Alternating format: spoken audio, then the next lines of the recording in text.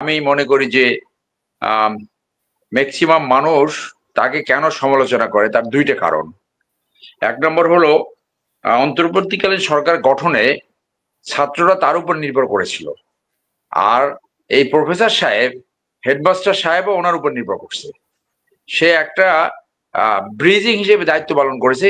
এই লোকটার একটা কোয়ালিটি আছে, কখন কোথায় যে হাজির হতে হবে সেইটা আসিফ নজরুল জানে।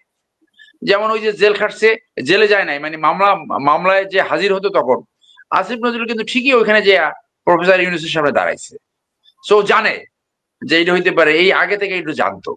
ওই জন্য সমালোচনার ব্রান্ডটা তার উপরে, তীরটা তার উপরে, কারণ তার ভিতরে এই অনেকে বলে থাকে তার চেয়ে যোগ্য, তার পছন্দ ছাড়া এই রেজওয়ানা এদের বাদ দিয়ে তার নিজস্ব লোক ছাড়া ওইখানে সে সুপারিশ করে নাই। This is his failure. যে ওই আজকে যে অন্তর্বর্তীকালীন সরকার বা যে বিপ্লবী সরকার হতে পারত, সেইটা পুরাই ধূলিসাৎ করেছে এই আসিফ নজরুল। এই স্পেসিফিক আমি বললাম, মানে আমি যতটুকু বুঝি। এখন আপনি বলেন যে যে লোকটা প্র্যাকটিস করে নাই, শুরুতে আমরা একটা পরামর্শ দিয়েছিলাম যে উনি আইন উপদেষ্টা হয়েছে, ফাইন, তার সাথে দুইজন প্র্যাকটিসিং লয়ার থাকা উচিত ছিল সহকারী আইন উপদেষ্টা হিসেবে, তাইলে উনি এই ভুলগুলো করতো না। সো জামিনের ব্যাপারে প্রধান বিচারপতি পরবর্তীতে ক্লারিফিকেশন দিয়েছে যে তথ্য জানতে চেয়েছে, কারণ সে প্রতিক্রিয়াটা বোধহয় বুঝতে পেরেছে যে আইনজীবীদের প্রতিক্রিয়া। প্রধান বিচারপতির উচিত ছিল তাদেরকে ফোন করে বলা অথবা ইনফরমালি তাদেরকে বলা যে এইটা মানুষ সমালোচনা করছে, আপনারা একটু দেখেন। কিন্তু আমি বলি, I being a practising lawyer in both the division, high court division এবং এপিলেট ডিভিশনে, জামিন 1 ঘন্টায় 4000 জামিন দেওয়া যায়। কিভাবে? সেটা হলো যে জামিনের গ্রাউন্ড হলো যে এফআইআর এর নাম নাই। তো এফআইআর এর নাম নাই, এরকম যদি 4000 আবেদন থাকে, এক কমন অর্ডারই সেকে জামিন দেওয়া সম্ভব। কারণ এটা জামিন না দিয়ে যাবে কোথায় হাইকোর্ট? এফআইআর এর নাম নাই, সে আসামি।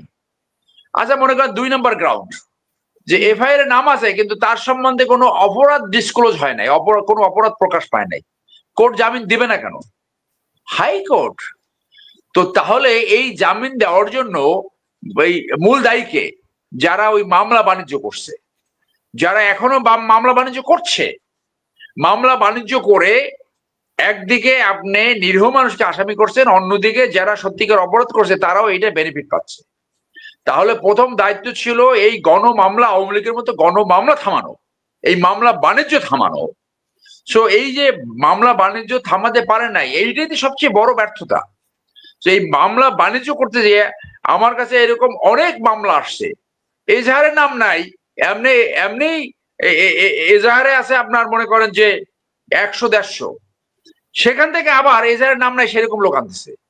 এই যে পুলিশের একটা অংশ এইগুলো করছে, এগুলো কেন করছে? কারণ ওই যে গত 15 বছরের সব তো আওয়ামী লীগের লোক পুলিশে গেছে, যে এই সরকারকে ডিফেম করা, যে আগে যে মামলা বাণিজ্য হতো একইভাবে মামলা বাণিজ্য চলছে।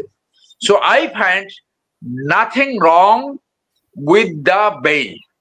এই বেল দিয়ে বরং এই জাস্টিস যে 3 জন বেল দিয়েছে আমি তাদেরকে অ্যাপ্রিসিয়েট করি।